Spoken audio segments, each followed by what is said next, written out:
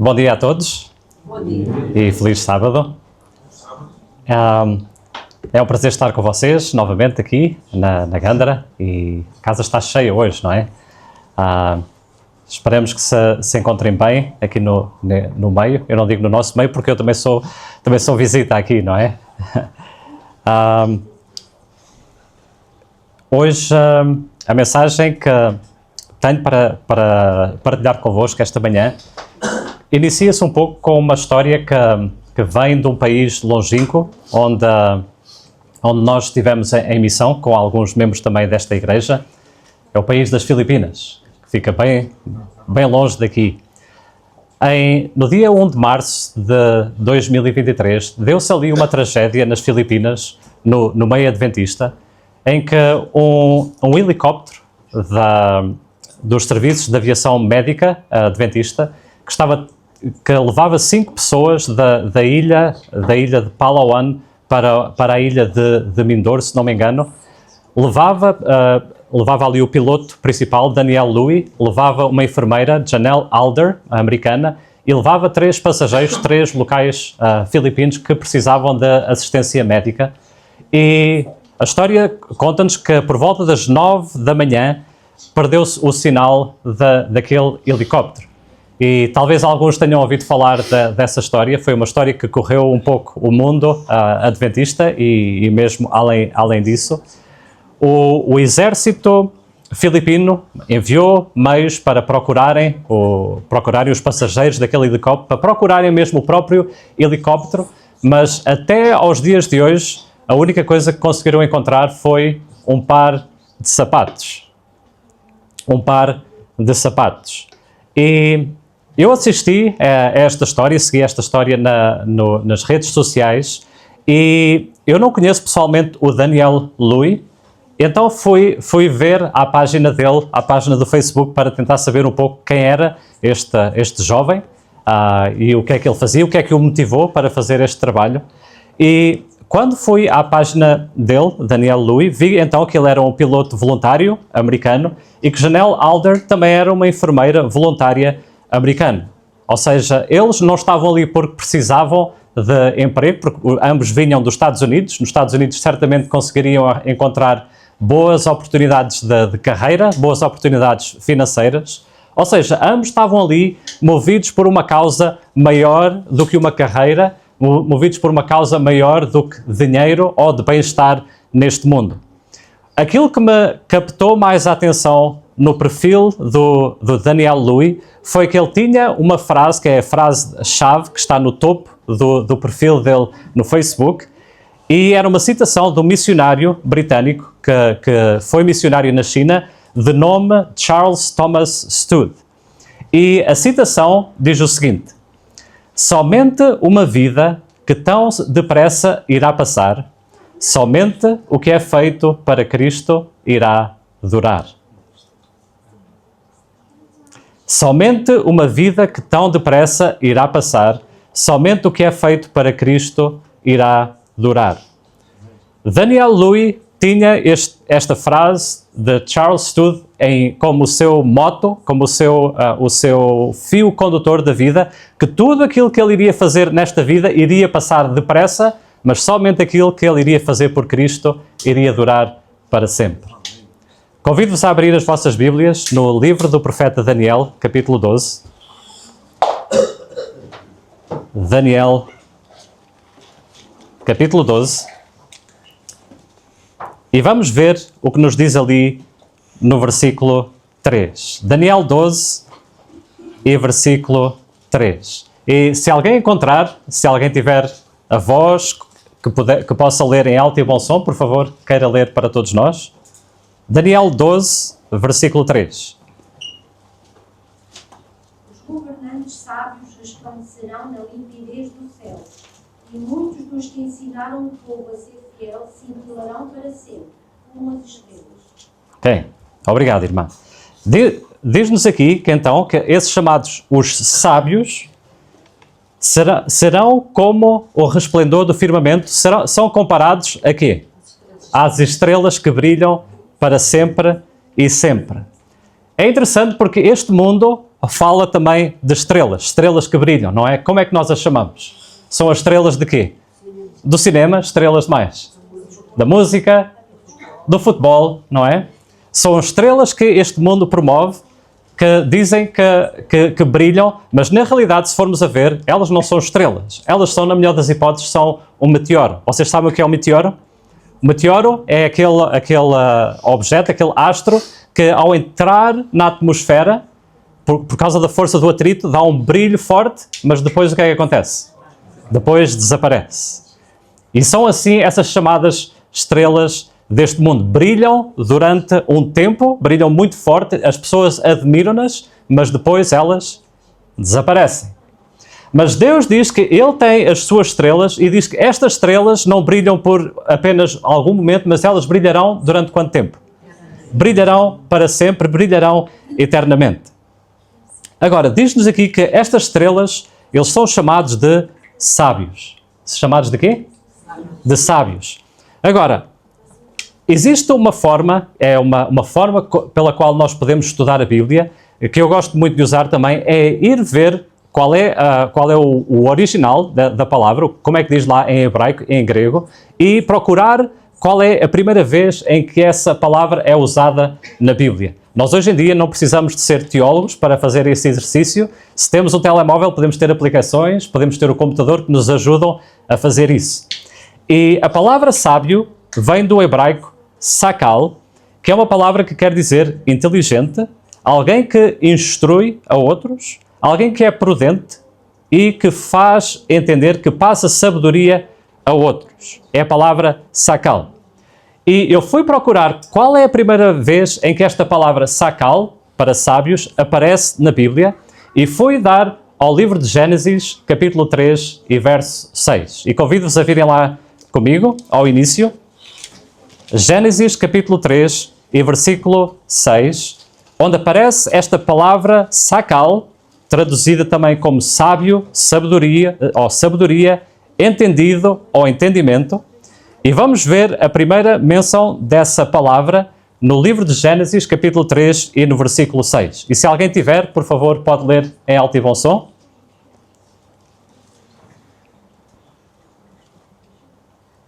Vendo a mulher que a árvore era boa para comer, agradável aos olhos e árvore desejável para dar entendimento, tomou-lhe do fruto e comeu, e deu também ao marido, e ele comeu.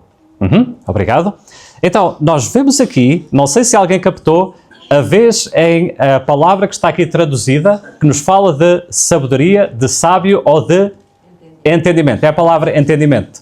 Essa palavra entendimento é a palavra sakal, que é a mesma palavra que é utilizada em Daniel, capítulo 12, verso 6, para aqueles sábios que ensinam a justiça aos outros e por isso são considerados como estrelas que brilham para sempre. Então, o que é interessante é que aqui vemos essa palavra sakal utilizada no contexto de quê? Da mulher, Eva, que está junto à árvore. Qual árvore é esta? Da ciência do bem e do mal, não é? Que está prestes, que está para comê-la, e que ela olha para ela e pensa que vai ser sábia, que vai ter entendimento.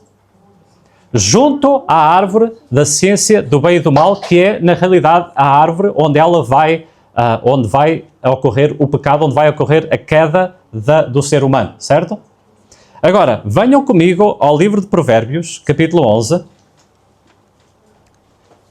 Provérbios 11. E vamos ler ali que nos diz no versículo 30. E vamos ver aqui as semelhanças com o que já temos visto até agora. Provérbios, capítulo 11, e no verso 30. E aquele que encontrar, por favor, pode ler em alto e bom som. O fruto do justo é árvore de vida, e o que ganha almas é sábio. Ok. Então, interessante, porque aqui novamente encontramos a palavra sábio, que vem novamente da palavra sakal, e vemos que é interessante porque acontece também, ou surge no contexto de uma árvore, não é? Mas neste caso, qual é a árvore que nos aparece? É a árvore da vida. Então vejam só aqui o contraste. Eva está junto à árvore da ciência do bem e do mal, em que Satanás está a apelar a ela para servir o seu próprio desejo, para servir o seu eu, com a promessa de receber Entendimento. sacal, sabedoria, para ser sábia. Mas por outro lado, Deus está-nos dizendo, se tu verdadeiramente queres ser sábio, tens que estar junto à árvore da vida e tens que fazer o quê? Salvar almas. E vocês se lembram o que é que fazia com que aqueles sábios de Daniel 12:3 fossem sábios? Eles faziam o quê? Ensinavam a justiça aos outros.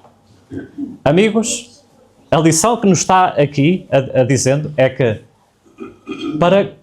para que é que nós estamos a viver? Que sabedoria estamos nós buscando? Estamos nós buscando a sabedoria do mundo, o entendimento do mundo, junto à árvore da ciência do bem e do mal, procurando servir-nos a nós próprios, procurando servir os nossos próprios desejos, procurando seguir os nossos próprios planos? Ou estamos nós junto à árvore da vida, recebendo do Senhor Jesus e procurando ganhar almas para Ele? Daniel Lui sabia que tudo aquilo que nós fizermos nesta vida passará, somente aquilo que nós fazemos por Cristo vai durar para sempre. Da revista Review and Herald, Ellen White escreveu o seguinte: todos podem encontrar algo para fazer para salvar almas e promover a verdade de Deus. Quantos podem? Todos. Isso inclui você?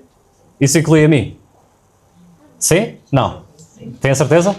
Ok, ou seja, todos nós podemos encontrar algo para fazer para salvar almas e promover a verdade de Deus. E todos os que se empenham nessa obra estão trabalhando para esta vida e para a eternidade. Amigos, eu não sei se alguém já passou pelaquela crise em que você está trabalhando por algo e pensa, mas qual é o fim disto tudo, não é? Eu estou construindo esta casa um dia vai abaixo, ou eu estou fazendo esta peça de mobília, isto um dia vai passar, não é? Não sei se alguém já passou por essa crise de pensamento. Mas Deus está-nos aqui dizendo que nós podemos fazer todas essas coisas, mas acima de tudo, a nossa obra deve ser ganhar almas. Porque ao trabalhar para ganhar almas, sejamos carpinteiros, sejamos empregados domésticos, seja o que for, nós estamos a trabalhar não somente para aqui, mas para a eternidade. Estamos trabalhando, amigos, para um dia virmos a ser essas estrelas que brilharão durante quanto tempo? Para sempre. E eu gostava de falar um pouco de uma guerra das estrelas. Vocês sabem que lá fora no mundo fala-se muito da guerra das estrelas, não é? Mas também não sei se já repararam que tudo aquilo que se passa em Hollywood é uma contrafação para uma realidade que se passa na Palavra de Deus. Vejam o que nos diz em Apocalipse capítulo 12 e no verso 4. Apocalipse capítulo 12 e verso 4. Obrigado. Apocalipse 12 e versículo 4. Vocês sabem o que fala o capítulo 12, não sabem? É guerra entre quem? Entre a mulher e o dragão. E diz-nos aqui no versículo 4, alguém pode ler, por favor?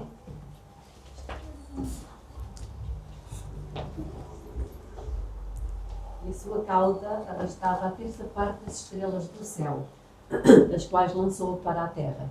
E o dragão se deteve em frente da mulher que estava para dar à luz, a fim de lhe devorar o filho quando nascesse. Ok, obrigado.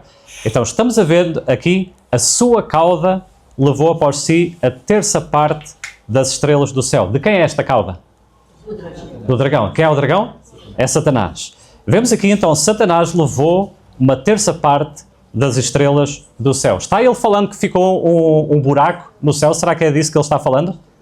Não, ele levou o quê? Anjos. Levou anjos com ele, não é? Diz-nos aqui que levou uma terça parte dessas estrelas do céu, referindo-se então aos anjos. Vemos aqui, estrela é um símbolo usado para anjos, não é? Agora, venham ao outro extremo da Bíblia, comigo, a Gênesis capítulo 15 e o verso 5. Gênesis, capítulo 15 e o verso 5. E vamos ver ali um episódio que creio ser conhecido de muitos de vós, em que Abraão foi chamado por Deus a vir fora da sua casa, da sua tenda, e olhar para o céu. E Deus pediu-lhe para fazer o quê?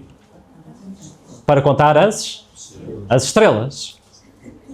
E Abraão não vivia numa cidade com poluição luminosa, ele via muitas estrelas. Podia ele contar as estrelas, sim ou não? Não.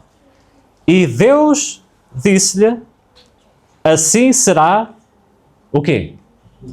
Assim será a tua descendência, assim será a tua semente. Ou seja, Deus está aqui a comparar as estrelas, está a comparar a quê? À descendência de Abraão, não é? À descendência de Abraão, eles serão tão numerosos como as estrelas do céu.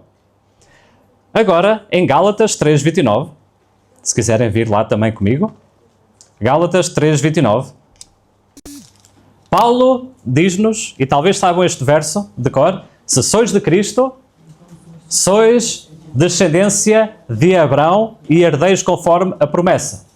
Ou seja, por outras palavras, se sois de Cristo, então vocês são estrelas. Alguém está a seguir? Certo? Deus disse a Abraão, conta as estrelas do céu se as podes contar.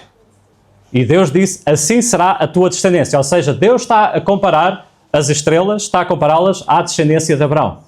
E aqui agora Paulo está dizendo, se sois de Cristo, sois descendência de Abraão, por isso sois...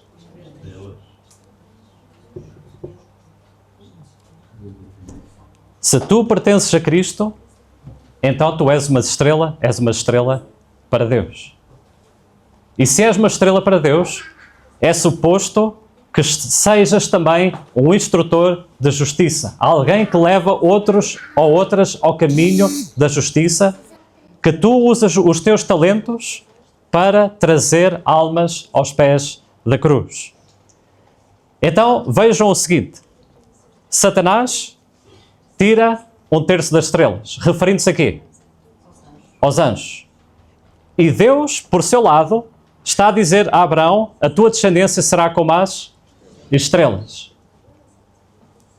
Agora, é interessante que o Espírito de Profecia não traz nada de novo, mas confirma aquilo que a Bíblia nos diz. Amém? Vejam o que nos diz aqui na Fé pela qual eu vivo, o livro de meditações, na página 111.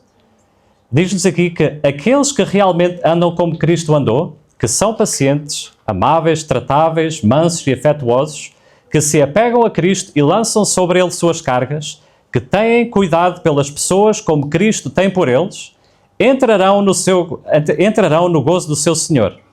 Verão com Cristo o trabalho da sua alma e ficarão satisfeitos. E agora ouçam. O céu triunfará, pois as vagas que nele se abriram pela queda de Satanás e seus anjos serão preenchidas pelos redimidos do Senhor. Vocês ouviram?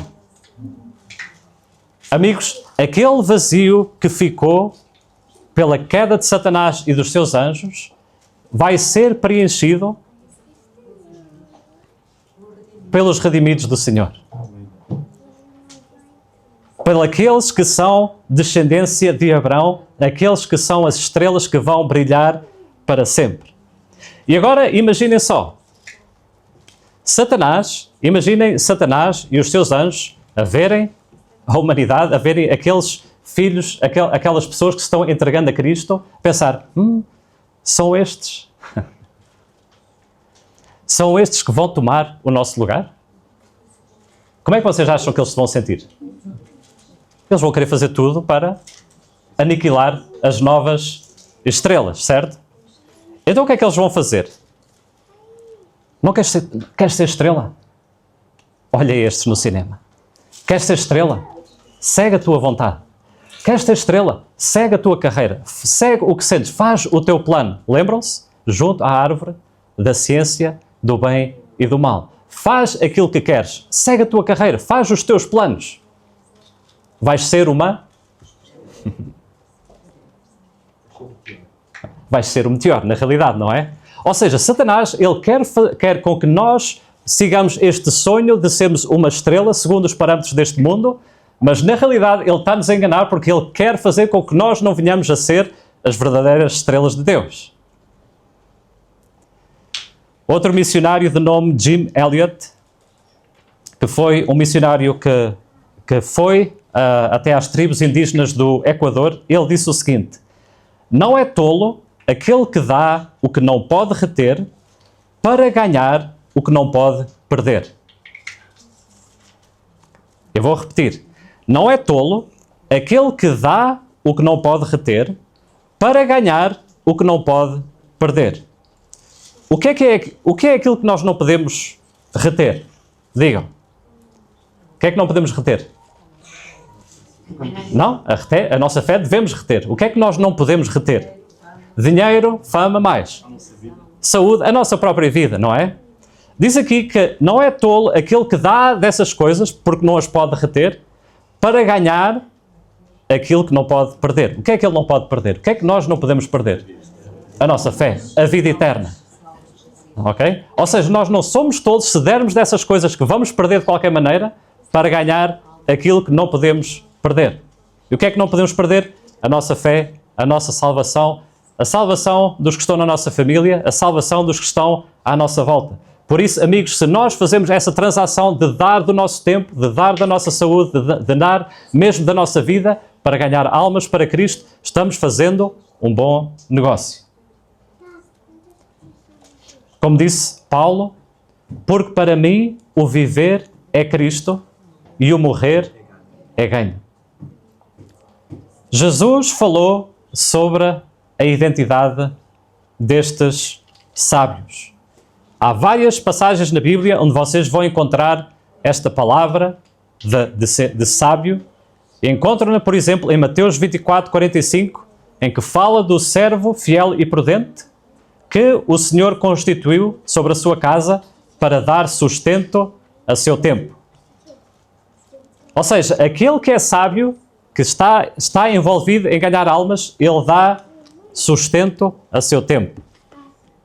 Amigos, estamos nós prontos a dar sustento a seu tempo às pessoas. E não estamos falando só do bom trabalho, certamente, que a Ada está fazendo, estamos falando também do sustento espiritual. Temos nós folhetos, temos nós livros, temos nós palavra de Deus memorizada na nossa mente para darmos sustento a seu tempo. Há pessoas que estão famintas. Sabemos que nem é toda a gente, mas que há pessoas por todo o lado que, se nós estivermos prontos, se nós estivermos preparados, estão famintos de receber a palavra do Senhor. Diz-nos também em Salmos, e podemos ir a esta, Salmos 53, verso 2. Salmo no verso 53, verso 2. E convido-vos a virem lá comigo, abrir as vossas Bíblias, que é uma boa maneira também de resistir ao calor e à tendência para a cabeça cair, não é? Então, Salmo 53, verso 2. E vamos encontrar novamente a mesma palavra, sakal. O que é que nos diz ali? Que Deus olhou desde os céus para os filhos dos homens para ver se havia algum que tivesse o quê? Entendimento ou sabedoria e buscasse a Deus. Ou seja, aqueles que são sábios, aquelas que são sábias, elas estão envolvidas em trabalho de ganhar almas para Cristo e têm uma prioridade, que é buscar ao Senhor. Faz disso uma prioridade. É essa a sua prioridade, de buscar ao Senhor, de fazer uma entrega, de passar tempo recebendo dessa árvore da vida, para poder levar sustento a seu tempo aos que estão à nossa volta. Mas há algo também que estes sábios, estas sábias, têm que passar como experiência. E convido-vos a virem novamente ao livro de Daniel, onde nós começamos. Daniel, no capítulo 11. Daniel, capítulo 11. E vamos ver ali o que nos diz nos versículos 33 e 35. Daniel 11, versículos 33 e 35. Se alguém puder ler o verso 33, por favor. Os entendidos entre o povo ensinarão a muitos. Todavia cairão pela espada, pelo fogo, e pelo cativeiro, e pelo roubo por muitos dias. Obrigado, irmão. Então, vemos aqui novamente, está-se a repetir, os sábios, sacal, entendidos, o que é que eles fazem? Ensinam a muitos. Ou seja, amigos, isto é o padrão. Se nós queremos ser sábios, nós temos que estar fazendo o quê? Ensinando. Não podemos estar só recebendo. A natureza ensina-nos este princípio, não é? Nós vemos isto em todo lado. Tudo aquilo que recebe tem também que dar. E se há algo na natureza que só recebe, vai acabar por se desgastar, ou vai convidar a doença, o desgaste, ou algo de mal vai acontecer.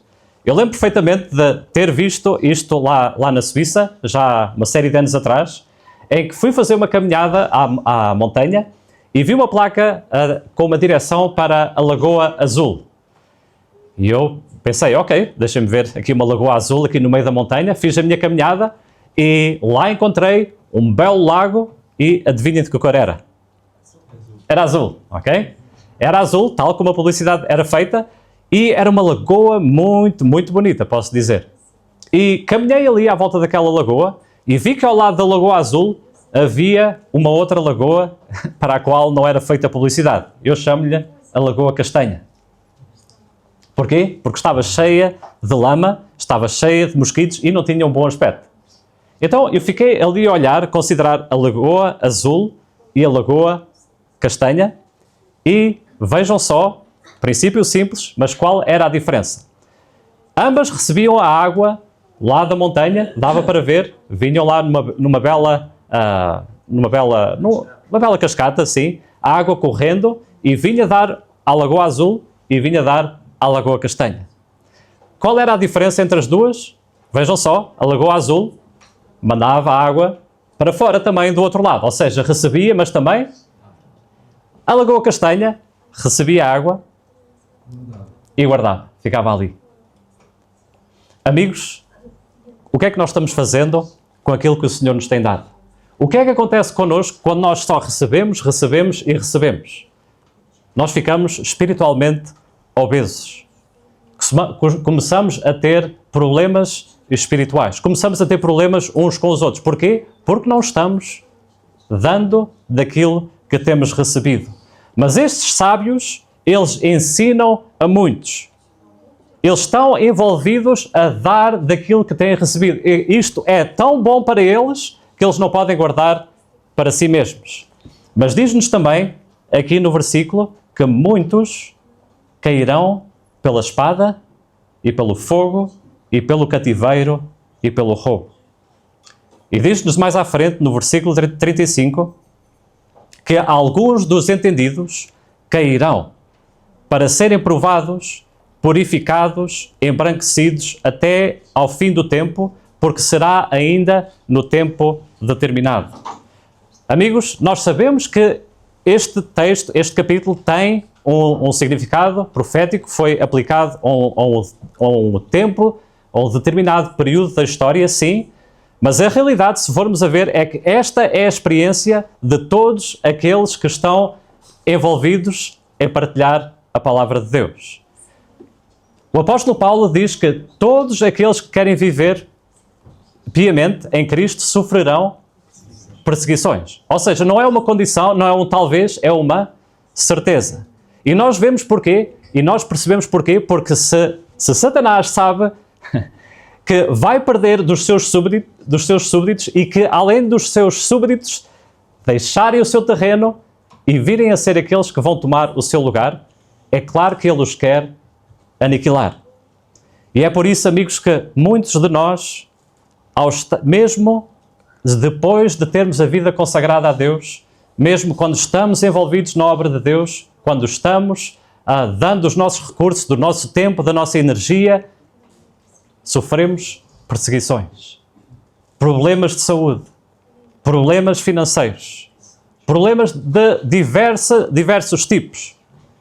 Amigos, o texto diz-nos, e em especial aqui no verso 35, que os entendidos cairão, serão provados, purificados e embranquecidos, mas diz-nos lá até ao fim do tempo, porque será ainda num tempo determinado. Ou seja, o tempo de prova para os sábios, para os filhos de Deus, para aqueles que são as estrelas verdadeiras, é um tempo de prova que tem um começo, mas também tem... Ou seja, amigo, irmão, irmã, aquilo que tu estás passando hoje, como prova da tua fé, teve um princípio, mas pela graça de Deus vai ter um fim. Deus não permite que os seus filhos sofram a prova para sempre e sempre. Não, Ele diz, até aqui e não mais além. Amigos, o que é que nos sustém no tempo de prova em que estamos servindo a Deus, em que estamos seguindo os caminhos dEle, em que nos estamos preparando para o céu? O que é que nos sustém neste tempo de prova? Vejam comigo e vamos terminar neste versículo, em 2 de Coríntios, no capítulo 4. 2 de Coríntios, capítulo 4.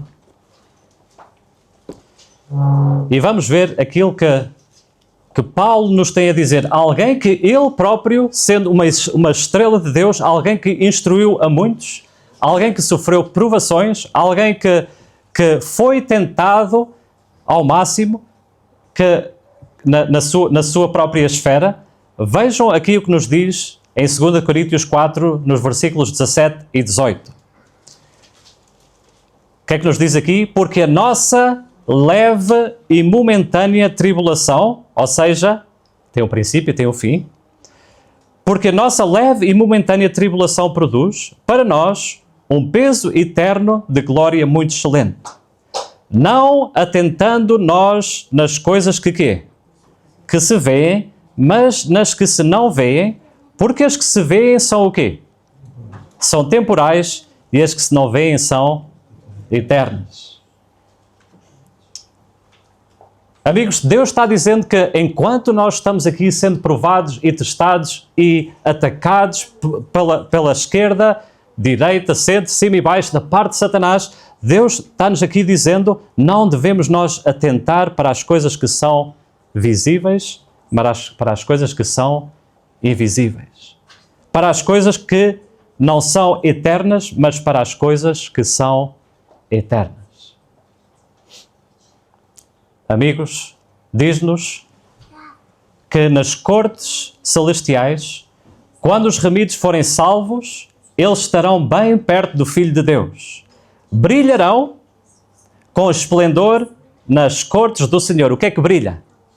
São as estrelas. Honrados por Ele, Jesus, porque sentiram prazer em ministrar àqueles por quem Ele deu a sua vida. Só uma vida, que tão logo irá passar. Somente o que é feito por Cristo irá durar. Para onde estamos nós voltando ainda hoje? Em que é que nós estamos pondo as nossas energias, os nossos recursos? Aonde é que está o nosso alvo neste mundo? Somente uma vida, somente uma vida. Ouço a voz interceder, vem do poema dele, para que eu possa um caminho melhor escolher, chamando-me a aceitar o caminho da paz e deixar o egoísmo para trás. Somente uma vida que tão logo irá passar, somente o que é feito para Cristo irá durar. É esta a sua oração esta manhã. Dizer, Senhor, daqui em diante, ajuda-me a viver por algo que dure para sempre. Ajuda-me a usar os talentos que tu me tens dado para servir, para ganhar alguém para o teu reino. Se é esse o seu desejo, convido-te a colocar de pé. Nós vamos cantar o hino final e depois eu vou fazer uma oração. Nosso bom Pai do céu, Senhor, nós queremos te agradecer por tudo aquilo que tu tens feito por nós, por nos teres chamado das trevas para a tua maravilhosa luz. Mas, ó Pai, perdoa-nos também pelas vezes que temos guardado esta maravilhosa luz só para nós. E, ó Pai, ao ouvirmos a Tua voz esta manhã, queremos, Senhor, consagrar-nos a Ti novamente. E pedir-te, ó bom Deus, que Tu possas, Senhor, redirecionar as nossas vidas. Ó Pai, breves dias, breves anos nos são dados nesta terra, Senhor, para fazer uma grande obra, mas em pouco tempo. Ó Pai, ajuda-nos, Senhor, a dedicar-nos a 100% a Ti, a sermos ungidos pelo Teu Santo Espírito, para levarmos esta mensagem aos nossos familiares, aos nossos amigos, aos que estão à nossa volta, bom Deus, a brilhar no meio do nosso viver. Ó Pai, abençoa os Teus filhos, abençoa em especial aqueles que estão passando por provas da sua fé. Te agradecemos, bom Deus, porque a prova teve um início, mas terá também um fim. Mas te pedimos, bom Deus, que enquanto os Teus filhos estão passando pela fornalha ardente, Senhor, Tu os possas fazer mais fortes. Tu os possas ajudar a olhar para as coisas que não são visíveis, para a recompensa que Tu tens preparado para eles, para elas, e para a glória que vem aí muito em breve. Ó Senhor, que nenhum de nós esteja em falta nesse dia. É a nossa oração em nome de Jesus. Amém.